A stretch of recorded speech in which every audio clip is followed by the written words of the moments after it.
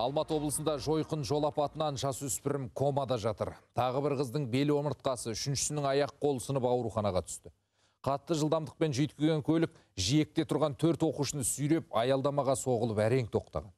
Іле аудандағы Қараой ауылдық округін аяғынан тік тұрғызған оқиғаны тілшіміз баяндап береді. Парни, не гоняйте, никогда не гоняйте. Аялдаманың темірін қиратып, көліктің тұмсығының талқан шыққаннан ақ жүргізушінің жылдамдықты асырғанын білуге болады. Бұл Қараойдан Байсеркеге баратын трассада болған жойқын апат. Куәгерлердің содан бері жүрегі әлі алып ұшып тұр. Он удар взял на себя, он, считай, подлетел, падает ему на лобовое и падает сюда вот за остановку. Девочку Алену он вообще сюда вот на капоте, прям вот сюда. Я думала, он зажал ее.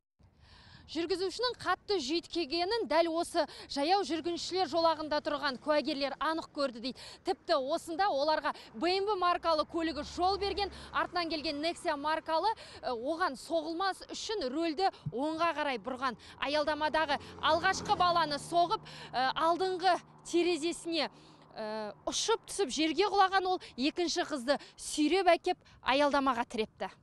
3 жасөспірімді бірінен соң бірін жан-жаққа лақтырып, бірін капотына іліп сүйреген. Егер аялдаманың қаңқасы болмаса, тоқтай алмай өзі де жол жиегіне ұшып кетер еді дейді куәгерлер. Оқиға орны әлі қан жоса қирандының қалдықтары жатыр, ал оқушылар ауруханада. У нее помимо того, что нога сломана в 2 местах. Бір қыздың аяғынан бөлек қолы да сыныпты. Басы шайқалған, басының 15 сантиметр жерін тіккен. Тағы бір қыздың басында аяғы ғана сынды деген, енді бел омыртқасының сынғанын да айтып жатыр.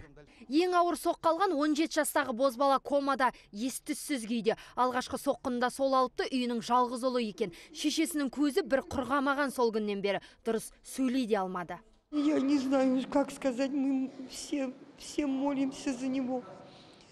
И за девочек тоже мы молимся. Қосарланған жарақат, бас миының соғылуы, субарахноидальды қан құйылу, қарын шашылық қан құйылу диагнозыменен біздің реанимация бөлімшесінде жатыр, жағдайы өміріне қауіпті. Ал қамысты таптағандай адамдарды таптап тежегішін баса алмаған жігіт 21 жаста. Көлікті жүргізгеніне 1 жылда болмаған, туыстары жылдамдықты асырмады, аялдама дөңде тұр, көрмей қалған деп ақтауда.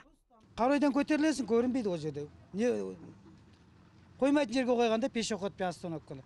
Ол ары 50 метр әрі отыру керек та, бұл подъемға қойып қойды, көрмейсің болды. Өткенде де 2 адам өлді мысалы.